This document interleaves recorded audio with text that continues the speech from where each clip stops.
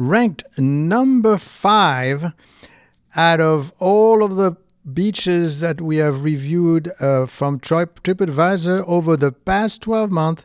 It has actually been climbing, averaging 4.8 stars. Arena Gorda runs along the north stretch of the Bavaro coastline, and the name tells you something. It translates roughly to fat sand, and that's exactly what you get. This is a wide beach, genuinely wide. There's room here in a way there isn't just at some of the more built-up stretches further south, and travelers pick up on it immediately. The thing reviewers keep coming back to is the sunrise. One visitor this past June said that she was up most morning just to watch it and was never once disappointed. Soft white sand, clear water, and that early light coming straight off the Atlantic. If you're the kind of traveler who's happy to set an alarm on a holiday, this is the beach that rewards it. Palm trees run most of its length, which means natural shade without having to pay for a canopy. A family from Argentina who came through in May traveled here with 11 people across 3 generations, and what struck them was that everyone found their own version of a good day. The sea, the pools, the space to spread out. That's a fair summary of what Arena Gorda does well. It absorbs a crowd. Now, 2 honest notes though. Sargassum, the seaweed, does turn up here, and reviewers are candid about it. A visitor in April found the beach itself spotless and the sand beautiful, but noted algae in the water during their stay and admitted it was a little annoying. The upside of that is that guests consistently credit the crews working the beach. Several mentioned the staff doing everything they reasonably can to keep it clear. The second note is the water itself. Arena Gorda catches real waves. A Canadian visitor called it fantastic for teenagers precisely because of that. Waves rolling in constantly, sometimes overhead. But she was equally clear that it's not an area for very young children. Another traveler staying nearby hit a run of red flag days and only got 3 days in the sea across the whole trip. So if calm, glassy water is a priority, no, that's going in.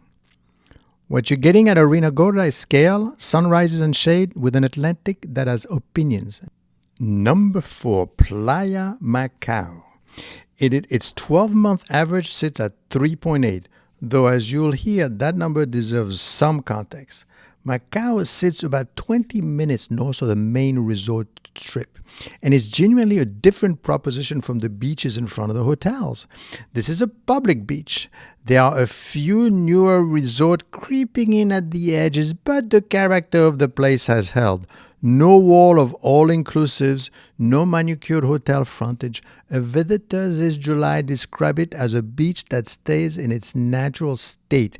White sand and strong surf, with free access year-round and parking available. That surf is Macao's signature. The wave patterns and wind here make it one of the few genuinely reliable surf spots in the Dominican Republic. And there's board rental and instruction right on the sand. One side of the beach runs calmer, the other rougher, so you can pick your conditions. There's a real local culture too. Right? On weekends, Dominican families come out in numbers, and the food vendors along the shore cook fresh seafood from family recipes. If you spent your week inside a resort, an afternoon here is the corrective. A traveler in June who'd been staying up the coast came for a dune buggy stop, liked it enough to come back with his whole family, and made the point that Macao had noticeably less sargassum than the beach at his resort. That is a recurring theme. When the seaweed is bad elsewhere, Macao often stays clearer. Here's where the honesty comes in. The hustle is real. A visitor in June rated it 4 stars instead of 5, specifically because people are constantly trying to sell you things, particularly near the umbrella area and towards the cliffs. And you can't use the table unless you're buying food. Share an umbrella rental is negotiable. Expect to be asked for around 1,000 pesos and know you can likely do better. And one traveler in January had a genuinely bad experience with parking. Quoted one price on arrival and asked for more than 20 times that on leaving, eventually selling somewhere in between. That single review is most of why the recent average dipped. The beach itself hasn't changed. Go with small bills, agree prices up front, and Macao is one of the best days out on this coast. And that was number 4. Number 3 is Juanillo Beach. Juanillo sits down in Cap Cana at the southern end of the Punta Cana coastline next door to the sanctuary Cap Cana Resort, and geographically is doing a lot of work here. This is a sheltered bay rather than open Atlantic, and the difference is immediate. The water is calm, shallow, and clear, and you could wade out a remarkable distance and still only be waist or chest deep. For anyone who found Arena Gorda surf intimidating, this is the opposite end of the spectrum.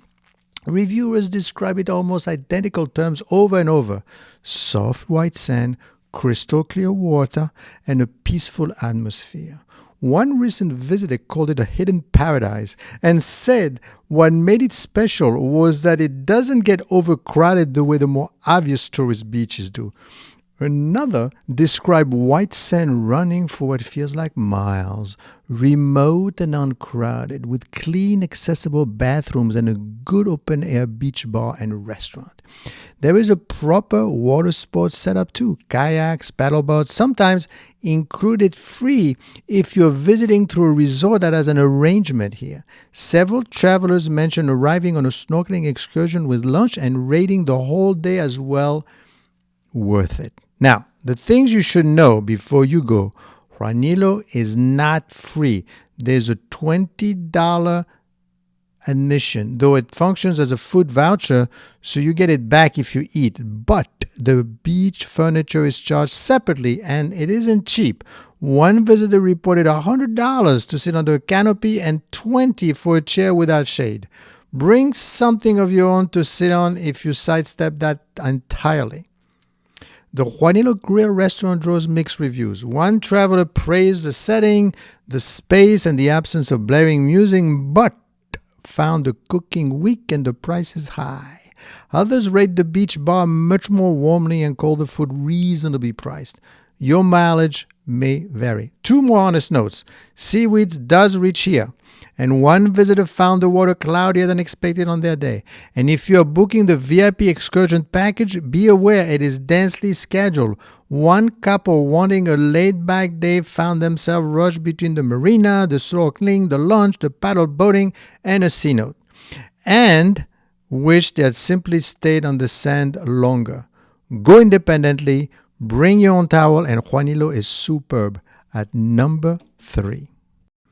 Number 2, Bavaro Beach. This is our runner-up with a 12-month average of 4.0. Bavaro is the beach most people picture when they picture Punta Cana. It is the long central stretch that the majority of the big all-inclusives front onto, and it runs for miles. A visitor in June called it one of the most beautiful beaches that she's ever visited, and the details she picked up are the ones that come up again and again: soft white sand, going on, crystal clear turquoise water, warm sea, and gentle waves that make it genuinely comfortable for families. What's notable, given how popular it is, how consistently people say it doesn't feel crowded. That's the advantage of length. There is enough shoreline that you can walk 10 minutes and find quiet, and reviewers repeatedly describe the atmosphere as friendly and relaxed rather than packed. The infrastructure is the other draw. Hello there. Boat trips, water sports, beachside restaurants, and bar are all right there. And a visitor in June singled out the staff, specifically thanking a team member by name for kindness, alongside well-maintained grounds and good food. An Italian traveler in April rated the beach the clear highlight of his week, praising the white sand and clear sea, and noted the beach bar and pizzeria staying open until 2 in the morning. The one issue that dominates recent reviews is, of course, the sargassum, and it would be dishonest to soften it. A Canadian visitor in January described the worst seaweed buildup he had ever seen there. a foot high on the sand every day, and enough in the water that swimming meant coming out covered. He watched the rake machine clear the beach at 7 in the morning and saw it full again by 10:30. He went as far as recommending the Caribbean-style beaches at Bavaro instead of for that period. That's one traveler in one season, and the April and June reviews are much more positive, with one noting the beach was well maintained despite algae being present. But sargassum season on this coast broadly runs May through August, and Bavaro is exposed to it. Check recent reports before you commit to a date. Miles of sand, warm water, everything you need within reach is number 2.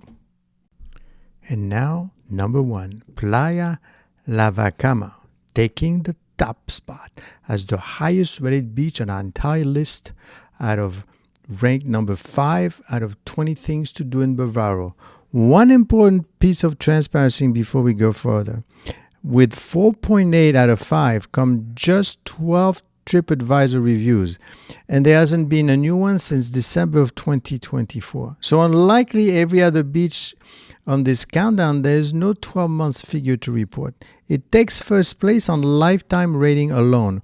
Whether that makes it the best beach in Punta Cana or simply the best kept secret is a fair question, and I will let you decide. What isn't in question is why the people who have been there rate it so highly. La Vacama sits well north of the resort strip, out past La Lagunas de Nisibon and the isolation of the entire point. A visitor from Puerto Rico described it as an excellent place with a beautiful beach and a good restaurant where you can even rent a tent and camp on the sand, which tells you how different this is from anywhere else on this list. The reviews are short and they're emphatic. One visitor called it simply beautiful, praising the tranquility above everything else and recommended it for anyone bringing children. Another visitor solo found free sound lounges, warm water, and a sea she described as impossibly blue, and noted that while there was some sargassum, it was being cleaned frequently. A traveler from Thailand summed it up in one line: the place to be, somewhere you could happily stay all day. The photographs that travelers have posted back this up: white sand, turquoise water, and almost nobody in frame. Now, the practical realities, because they matter here more than anyone else on this list, the road is a challenge. One reviewer was blunt that its best reach was an off-road vehicle, though he didn't make it on a small rental car. You should expect a rough approach and plan accordingly. Staff are Spanish-speaking only, so bring some basic phrases or translation app. And there is no resort infrastructure to fall back on. This is a beach and a restaurant, not a complex. If you want an easy day, La Vacama is not your beach. If you want the version of this coastline that existed before the resorts arrived, and you're willing to work a little for it, this is the one, number 1 on our countdown. And I will see you next time.